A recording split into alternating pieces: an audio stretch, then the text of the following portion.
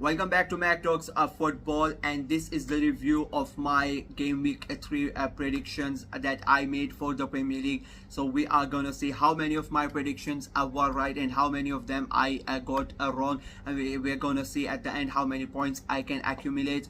3 points if all my the entire prediction is right, and 2 points if the result is right but the score is not right. So we're gonna go ahead and we're gonna see how many points I can get. It has not been a good start for me in the first 2 weeks in the Premier League, so I am hoping that this week I can turn things around and I can get a good amount of points. We'll see at the end of the video how many I can get this week. So let's start. And the first game, again I have to talk about this. It is Arsenal versus Brighton. I went with a 2-1 Arsenal win, and I thought that prediction was gonna be correct. I said it was going to be a very close game. I thought it was going to be a tough game for Arsenal. I did say that Brighton are gonna score, but to be very honest, it did not look like that Brighton were gonna score until the big incident happened. First half it was a very cagey affair. It was not like the way that usually you see Arsenal and Brighton play. Both of them like to play attack-minded football. They like to play attacking football, but they both of them that in that game cancelled each other out. There were not really that many big moments in the first half. Arsenal of course went ahead and they got the goal, and they were leading on half time. And when they came back in the second half, like Arsenal started second half quite good, and they looked quite better as compared to the first half. And I thought like now the game is gonna open up, and then Chris Kavanagh decided that he wanted to be a little prick and ruin the game for everybody.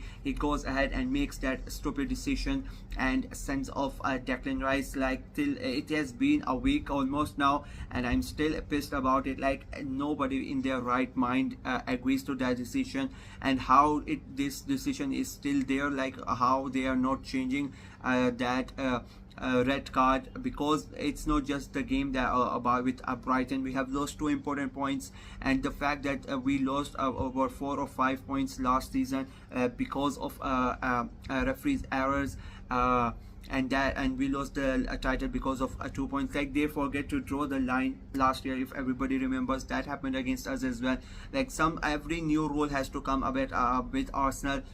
So like yeah, as I said, I was so pissed that it has and every time I see something on my timeline, whether it's X or Instagram or YouTube, and now again I have to talk about it as well, it just pisses me off. Like it's 4 in the morning here, and I am getting angry about it again. So I'm just gonna move ahead. I don't think it was a red card. I don't think anybody in their right mind think it was a red card, but he gives it Rice the red card. He goes away, and then Brighton go ahead and just get the equalizer. Did they deserve? I'm just gonna leave it here. I don't get any points from it.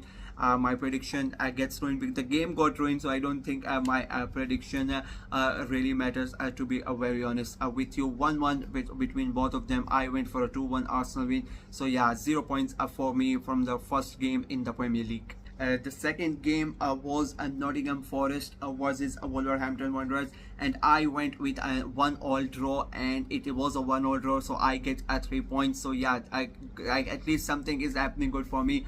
I thought that it was going to be a very close game, and it was a close game, to be very honest, but it was quite an entertaining game. Like it was quite an entertaining game. Like I had to watch that game back, because at that time I did not watch the game live because of other games happening, but I watched it back, and it was quite an entertaining game. Both teams fighting it out for the 3 points.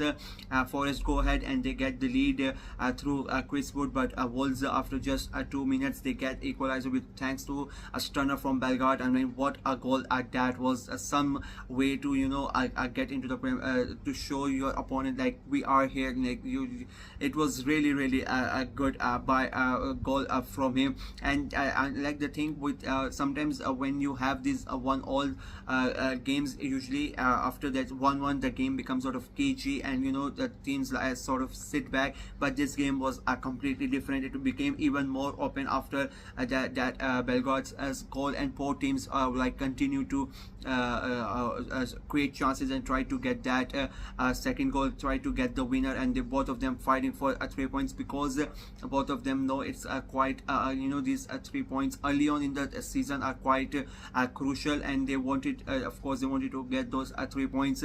Forest managed to score a goal late on, but unfortunately for them, it was rolled off side, and Wolves escaped somehow. I would say it was a fair result in the end because both of the teams created a lot of chances and played a great football. Forest fans would disagree with me, but I think it was a fair result, and I think both teams deserved a point at least out of this game, and both of them got that. The next game was Leicester City versus Aston Villa, and I went with a 3-1 Villa win.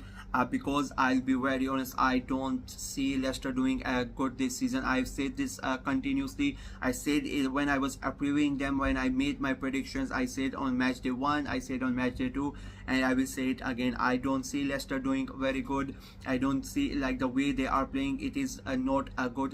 There's nothing in when you see Leicester City play, you don't know what is happening. I don't think think that even the players know what they are doing out on the field. And Villa, like, it was so easy for them to break down and get those goals. Like, it was very easy for Villa. They did not, I don't think they really got out of a second gear. Aston Villa, it was very easy for them. And like, you are going away at like, you are playing at home, and that this is a performance that you put out. Like, it was quite, in a way, to be very honest, it was a shameful performance by Leicester City.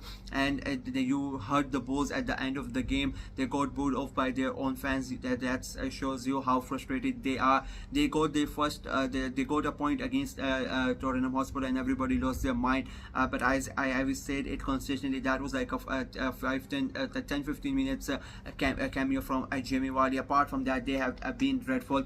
And I made this prediction almost like 2 months ago when I was doing my preview for Leicester City. I said Steve Cooper would be the first manager to get the sack, and I'm standing by it. Like, I don't want somebody to lose the job, but I think I give him until the end of October, early November. I think he's gonna get the sack. I don't think he's gonna stay much longer in the Premier League, because if you're not getting the result, you should at least play good football. They are not doing anything of that sort, and I think he's gonna go quite early. If Leicester really want to stay in the Premier League, they need to go ahead and they need to buy someone who can actually win the games, because Steve Cooper is not that guy, to be very honest with you. The next game, it was Ipswich Town versus Fulham, and I went with a convincing 2-0 away win for Fulham. The way they played against Manchester United on match day 1, and then against Leicester last week, I thought they are gonna come at it with Ipswich, and they are gonna have a great game, and they're gonna win it easily. But I was wrong. Like, Ipswich were really good. I think they were the better team in that game. They created more chances. They attacked with purpose. Like, the movement of their players, like, they were really on a form. And I said in my preview that the atmosphere at their home ground is going to be electric, and it was an amazing atmosphere, and all like the entirety, the fans up behind them, edging them forward to go ahead and win the game. And like, as I said, they were really good, and in a way, I would say they were they should have won that game, if not for Leno. Like, he had an amazing game. If not for him, they could have easily won the game 3-1, 4-1, but he made some, like, 3 or 4 spectacular saves to keep Fulham in the game. Fulham, I was really disappointed with the way that they played. As I said, I thought after Leicester, they are gonna have, continue to improve and try to get in the top half of the table. And my prediction is that I think they are gonna finish in the top 10 or 11, like that.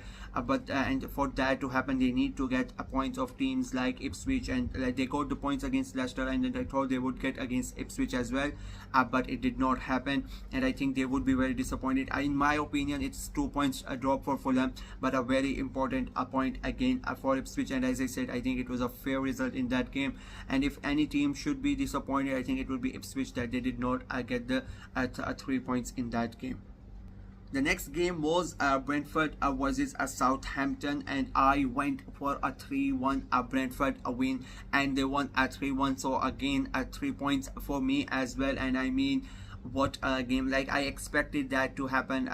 Like I was in a way disappointed with Brentford against Liverpool, because I thought they would give out a better performance, but I don't know what happened to them at Anfield. I just thought like Liverpool were really good, but Brentford really did not try. That I said that in my review of last week as well. And but today, like not today, like against Southampton, they were just brilliant. They really they were in complete control. They scored the goals quite easily.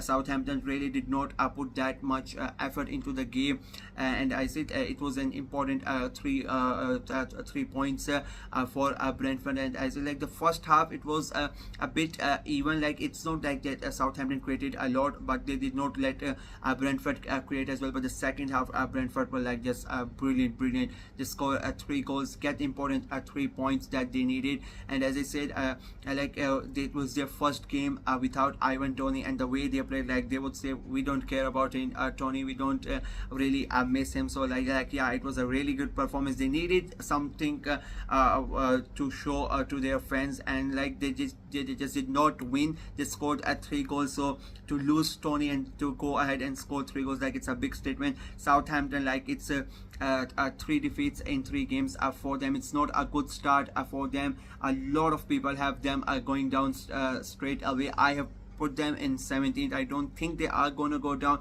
but the way that they have started, I think it is not looking really good for them, and they need to change something very quickly, because what the way they have played at the start of the season, I think it is going to be a long season for them, and they need to just pray that there are 3 other teams who are worse than them, because if not that, they are surely going down, to be very honest with you.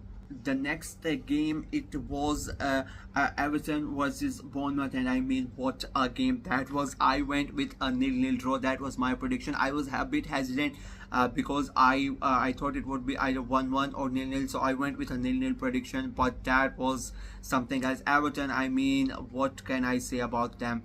They start the game and they were in complete control. They go ahead, they take the lead in the first half. Second half comes in, they go ahead 2-0, and like everything looked perfect for them. They, as I said, they were in complete control. They dominated possession, they created the chances. They did not let Bournemouth have a shot at goal until the 87th minute. That's how good they were, and that first shot on goal resulted in a goal.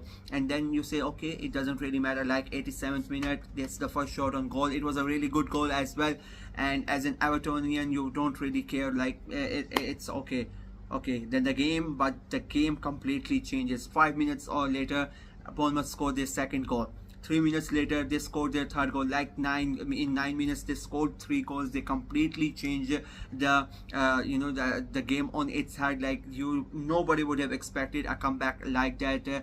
And Everton players, like I think they were in shell shock, especially after conceding the second goal. Their heads went, and they go ahead and they concede the goal. From getting all 3 points, they just lost everything. And this like third defeat in a row for Everton. That this has not been the start of season. I was one of the people who thought that it's not going to be a season for Everton where they are again in a relegation battle, but unfortunately it looks like it's going to be another relegation battling season for them, because already you are hearing that Premier League are looking into the finances of Everton. So if they somehow get points deducted again, I think it's going to be a big trouble for them, because they are not playing good football, and they also got bored at the end of the game. And again, I would say rightfully so. Daesh needs to do something very quickly, because it's not looking good for them. Bournemouth, on the other hand, they would be very happy. Like you don't see wins like this often. They went to a tough place, and they were like down and out until as I say, the first shot on goal was on the 87th minute. But for them to go ahead and get that win, I think it would create for them for their confidence, and it would boost the morale of the entire squad and the fans as well, and board members. Like everybody would be over the moon with that win. A crucial 3 points, and like a great game of the Premier League. The next game, it was West Ham versus Manchester City, and I went with a 2-1 City win. I thought it was going to be a close game, and to be very honest, it was a little bit like the first half. It was all City. They completely dominated West Ham, especially the first 25 to 30 minutes. They were all over him, all over them. They got the first goal through Erling Haaland, of course. Then West Ham tried to come back into the game. They get the own goal courtesy of Diaz, but it was against the run of play. It was a counter attack, and Bowen somehow was involved again. Tries to cross it into one of his own player, but Diaz hits the Diaz's leg and goes into the back of the net, and it's a 1-all West Ham. But City did not linger back. They just continued the way that they were playing, and Haaland is again there. A great move, like 4 or 5 City players were involved, and then of course Haaland finishes off, and it's a 2-1. And in the second half, like West Ham came out and they were really good. They went toe to toe with them, and like they hit the crossbar a couple of times, and if one of those times they would have been able to score, I think the complexion of the game would have changed, but unfortunately they were not able to do it. And there were other chances as well that they missed, and you don't do that, especially when your opponent is Manchester City and your opponent is Erling Haaland. He got one chance, like one proper chance in the second half. He goes ahead and he scores the goal, and that kills the game for everybody, for West Ham. And a second hat-trick in a row for Erling Haaland, third win in a row for Manchester City. They sit at the top of the table right now, and again they are looking like invincible. Again, it's looking very hard for anybody to beat them, and they are on their way to make history, to do the 5-8, but we'll see how it goes. West Ham, I will say again, like I have said that they are going to have a good season. Their start has not been good, but the 2 losses that they have had is against Aston Villa and Manchester City. I think as the season goes by, they are going to get better. Their new players are going to get to know each other quite a bit, and I think it's going to be a good season for them. But on that day, crucial points for Manchester City, especially as the way the game was going on, I think they would be very happy that they got the 3 points and they got the job done. The next game was Chelsea versus Crystal Palace. I went with a very close 1-0 win for Chelsea, and to be honest, it looked like it would have been that because the game was quite weird. I have said this, that Chelsea are gonna have this sort of a season where 1 week they are going to be spectacular and the next week they are going to be abysmal. And this game was quite weird. They dominated the entire game. They created chance after chance after chance, but they were not able to finish it. Like, this is the same team that scored 6 against Wolves last week, but this week they were not able to finish their chances. Jackson scores the first goal, and Chelsea fans were on cloud nine, and I thought my prediction was gonna come true. And as I said, they had so many chances after that to score the goal, but either they were not able to finish it properly, shooting over the bar, or the Neto making save after save, and frustrating Chelsea. And then the Crystal Palace, they themselves go ahead and they score a goal. Did they deserve that goal? I don't think so, but individual moment of brilliance from Eze gets the goal, and we are level. But still, after that goal, Chelsea had so many chances to go ahead and win the game, but they did not finish their chances. And of course, if you don't, you are gonna you are gonna pay the price for it. And their price was dropping 2 points at home against Crystal Palace, and they are, as I say, they are trying to get back into the Champions League places, or even in trying to get back to Europe, but if you keep on dropping points like this, it's not gonna help.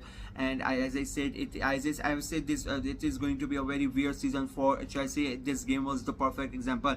They really deserved to win. They were really great, but they did not win. Palace, on the other hand, I don't think they would really mind. They were not in the game completely, and just one moment of brilliance, and they get a very important point, to be very honest with you.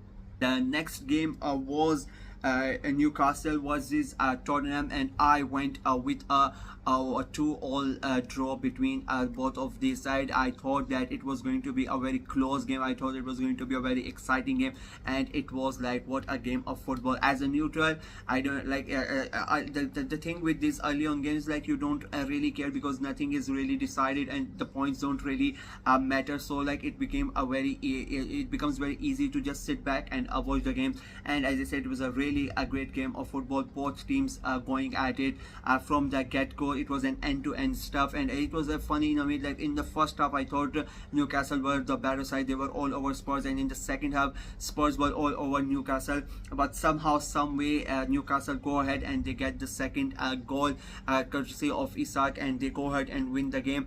Did Newcastle really deserve to win the game? I really don't think so. I think Spurs, just like in the Leicester game where they lost because of Vardy's brilliance, this time again, like they created so many chances but they were not able to convert them, courtesy of Nick Pope. I think he was the man of the match. Some of the saves that he made in that game like were really brilliant, and I think there are a lot of people who still question whether he should be England's number one. I think that performance should be shown to them, and I think that's the perfect response. Like he was really good against Spurs, and I think he should be the man of the match in that game. He's the reason that Newcastle won, and he's the reason that they got the 3 points, important points for them, because as I said, both of them are fighting for that Champions League places. It was basically a important game in that aspect as well, and Spurs have lost 3 crucial points. Now basically they have lost 4 crucial points, 5 crucial points, losing here and dropping 2 points against Leicester. It has not been a good start for the season. All the 3 games they have played,